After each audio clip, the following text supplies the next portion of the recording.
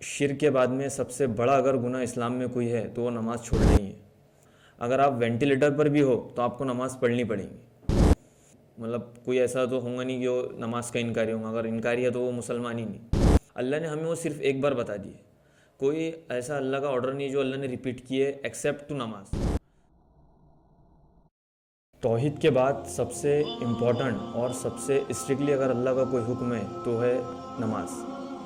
یہاں تک شرک کے بعد میں سب سے بڑا اگر گناہ اسلام میں کوئی ہے تو وہ نماز چھوڑنا ہی ہے۔ ہم سمجھتے ہیں کہ قتل کرنا بہت بڑا گناہ ہے، زنا کرنا بہت بڑا گناہ ہے، شراب پینا بہت بڑا گناہ ہے۔ یقیناً یہ سارے بھی بہت بڑے گناہ ہیں، لیکن ان سے کئی زیادہ بڑا گناہ نماز چھوڑنا ہے۔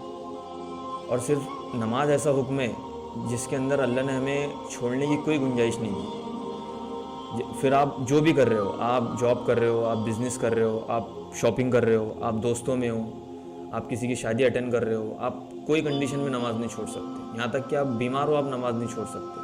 پھر یہ بھی ڈیپینڈ نہیں کرتا کہ آپ کس کنڈیشن تک بیمار ہو۔ اگر آپ وینٹیلیٹر پر بھی ہو تو آپ کو نماز پڑھنی پڑے گی۔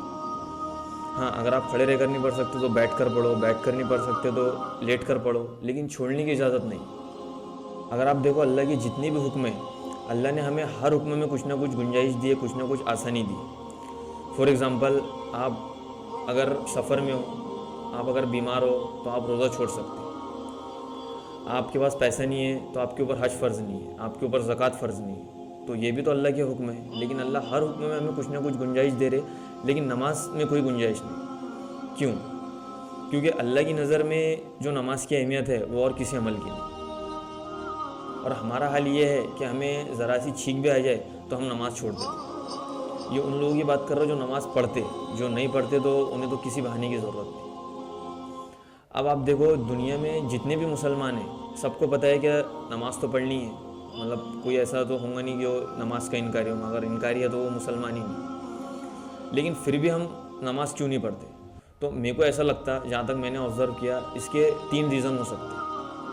پہلا یہ کہ جو لوگ سوچتے ہی نہیں کہ ہم نماز جیسا حکم بھی چھوڑ رہے ہیں۔ مطلب آج ہر کسی کے آرڈر کی ویلیو ہے، آج باپ کے آرڈر کی ویلیو ہے، آج وائف کے آرڈر کی ویلیو ہے، باس کے آرڈر کی ویلیو ہے، بچوں کے آرڈر کی ویلیو ہے، لیکن اللہ کے آرڈر کی کوئی ویلیو نہیں۔ دوسرے وہ لوگ جو یہ سوچ کے نماز چھوڑتے ہیں کہ اللہ غفور الرحیم ہے، ہمیں ایسے ہی معاف کر دیں گے۔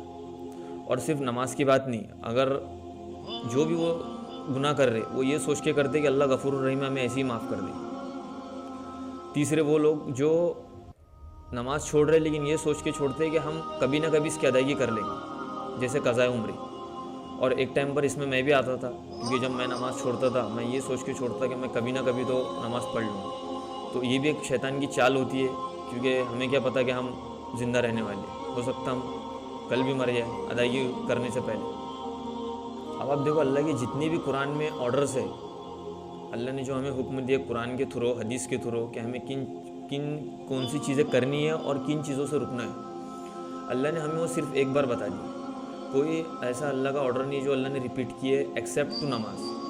صرف نماز ایک ایسا حکم ہے جس کو اللہ 24 گھنٹے میں 5 دفعہ ہمیں یاد دلا دے اذان کے تھرو۔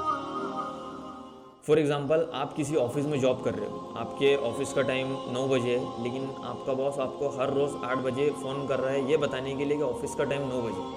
تو آپ بولیں گے سر میرے کو پتہ ہے آفس کا ٹائم 9 بجے، آپ میرے کو کیوں بار بار یاد دلا رہے ہیں؟ تو سیم چیز اگر ہم نے مسجد کے مؤذن صاحب کو جا کے بولے کہ مؤذن صاحب ہمیں پتہ ہے فجر کا ٹائم 6 بجے کا ہے، تو آپ 15 منٹ پہلے ہمیں کیوں یاد دلا رہے ہیں؟ تو وہ اسی لیے یاد دلا رہے ہیں کیونکہ اللہ جب قیامت کے دن پوچھے گا کہ میں نے 24 گھنٹے میں 5 دفعہ تیرے کان میں میری دعوت پہنچائی اذان کے تھرو، اس کے باوجود تو نماز کو نہیں آیا، تو یہ عقل میں آنے والی بات نہیں۔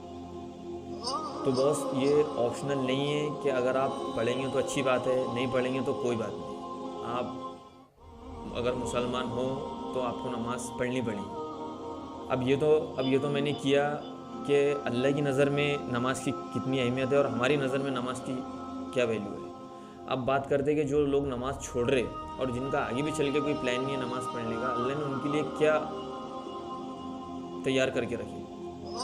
ایک بہت فیمس انسیڈنٹ ہے، آپ میں سے ہر کسی نے سنے ہوگا کہ اللہ کے نبی نے جب معراج کا سفر کیے تو آپ نے بہت ساری چیزیں دیکھی، آپ نے جنت دیکھے، جہنم دیکھے، آپ نے مختلف قسم کے عذاب دیکھے۔ تو وہی انہی چیزوں میں اللہ کے نبی نے ایک انسیڈنٹ دیکھے۔ وہ انسیڈنٹ کیا تھا کہ آپ نے دیکھے کہ ایک بندہ لیٹا ہوا ہے، ایک شخص لیٹا ہوا ہے اور ایک فرشتہ اس کے سر پہ بڑا سا پتھر مارتا ہے تو اس کا سر کیما ہو جاتا ہے، تو وہ پتھر لڑک کے اس طرف چلا جاتا ہے. تو جب وہ فرشتہ پتھر لینے کے لیے جاتا ہے تو اس کا سر جیسا کا ویسا ہو جاتا ہے، وہ اس کے سر پہ پھر مارتا ہے. تو یہ کنٹینیو چل رہا ہے. تو اللہ کے نبی نے جبریل علیہ السلام سے پوچھے کیا جبریل یہ کون ہے؟ تو جبریل علیہ السلام نے فرمایا یا رسول اللہ یہ وہ ہے جو بغیر عشاء کی نماز پڑھے سو جایا کرتا. تو جو لوگ عشاء کی نماز نہیں پڑھ رہے تو وہ اس شخص کی جگہ اپنے آپ کو امیجن کر سکتے. اور یہ میں نہیں بول رہا، یہ بے نمازی کا اللہ کی نظر میں یہ رزلٹ ہے، اور یہ ہمیں کئی جگہ ملتا. آپ اگر قرآن دیکھیں گے، اگر آپ حدیث میں دیکھیں گے تو اللہ کی بہت ساری وعیدیں ہیں بے نمازی کے لیے. اگر میں حدیث کی بات کروں تو ابو داؤد میں آتا کہ قیامت کے دن سب سے پہلا اگر کوئی حساب ہوگا تو وہ نماز کا. صحیح مسلم کے اندر ہے کہ اسلام اور کفر مطلب مومن اور کافر کے درمیان جو چیز ڈفرنس کرنے والی ہے وہ نماز ہے. مطلب اگر آپ نماز پڑھتے ہو تو آپ مسلمان ہو، اگر آپ نماز نہیں پڑھتے تو میرے اور آپ کی نظر میں تو مسلمان ہے، لیکن اللہ کی نظر میں وہ عملاً مسلمان نہیں. اب یہ تو ہوئی یہاں کی بات. اگر آپ سعودی عرب چلے جاؤ تو سعودی عرب کے اندر امام احمد بن حنبل کو فالو کیا جاتا، جو چاروں اماموں میں سے ایک امام ہے. ان کے نزدیک اگر کسی نے جان کے نماز چھوڑ دیا تو وہ کافر ہو گیا اور اس کا نکاح بھی ٹوٹ گیا. تو وہ تو اللہ کا شکر ہے کہ ہم لوگ یہاں رہتے، اگر ورنہ ہر 24 گھنٹے میں 5 دفعہ نکاح کرنا پڑتا. اب یہ تو ہی حدیث کی بات، اور وہ بھی میں نے صرف 2 حدیثہ کوٹ کیا.